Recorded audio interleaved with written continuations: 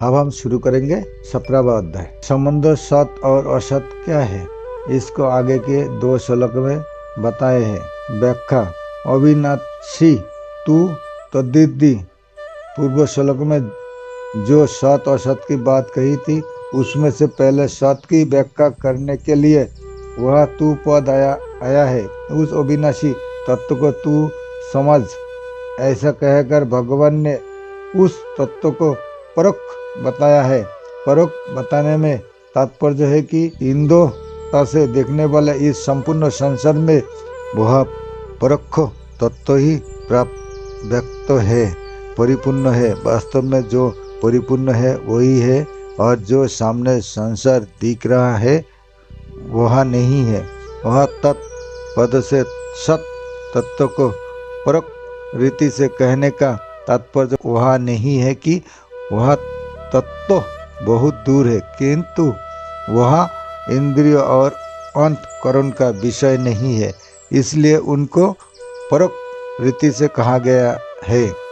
N सर्वमिंद तत्म, जिनको परोक्ष कहा गया उसी को वर्णन करते हैं कि वह सबका सब संसार उस नित्य तत्व से व्याप्त है। जैसे सोने से बने हुए गहनों में सोना, लोहे से बने हुए अस्त्र शस्त्र में लोहा, मिट्टी से बने हुए बर्तनों में मिट्टी और जल से बनी हुई बर्फ में जल ही व्याप्त है, परिपूर्ण है। ऐसे ही संसार में वह सत तत्व ही व्याप्त है, परिपूर्ण है। ऐसे ही संसार में वह सत तत्व ही व्याप्त है। अंत वास्तव में इस संसार में वह सत तत्व ही जानने योग्य है।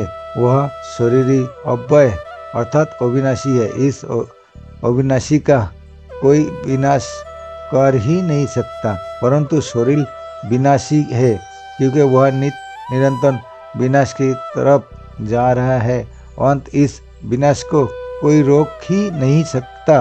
तू सोचता है कि मैं युद्ध नहीं करूंगा तो ये नहीं मरेंगे, पर वास्तव में तेरे युद्ध करने से अथवा ना करने से इस अविनाशी और विनाशी तत्व में कुछ फर्क नहीं पड़ेगा। शरीर विनाशी है क्योंकि वह नित्य निरंतर विनाश की तरफ जा रहा है। अंत इस विनाश के कोई रोक ही नहीं सकता।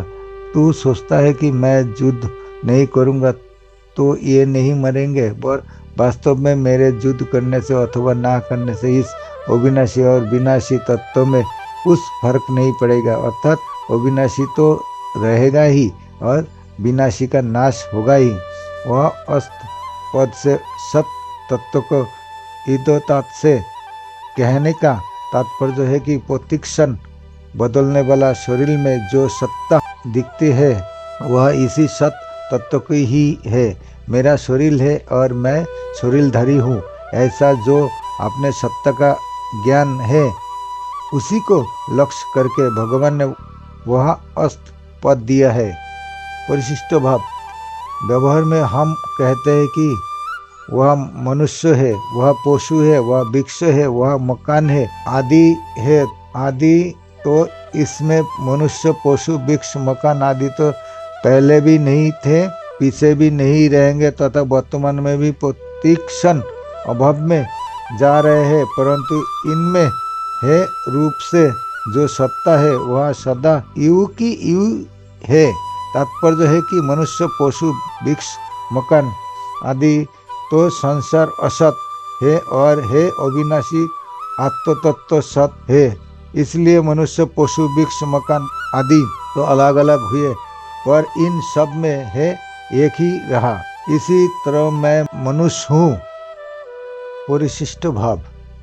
व्यवहार में हम कहते हैं कि वह मनुष्य है, वह पशु है, वह वृक्ष है, वह मकान है आदि तो इसमें मनुष्य, पशु, वृक्ष, मकान आदि तो पहले भी नहीं थे, पीछे भी नहीं रहेंगे तथा वर्तमान में भी प्रतिक्षण अभाव में जा रहे हैं, परंतु इसमें है रूप में जो सत्ता है वह सदा यू की यूं है।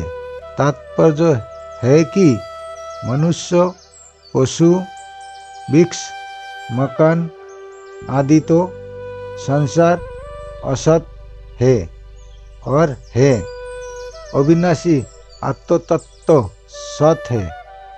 इसलिए मनुष्य, पशु, वृक्ष, मकान आदि तो अलग अलग हुए, पर इन सब में है एक ही रहा।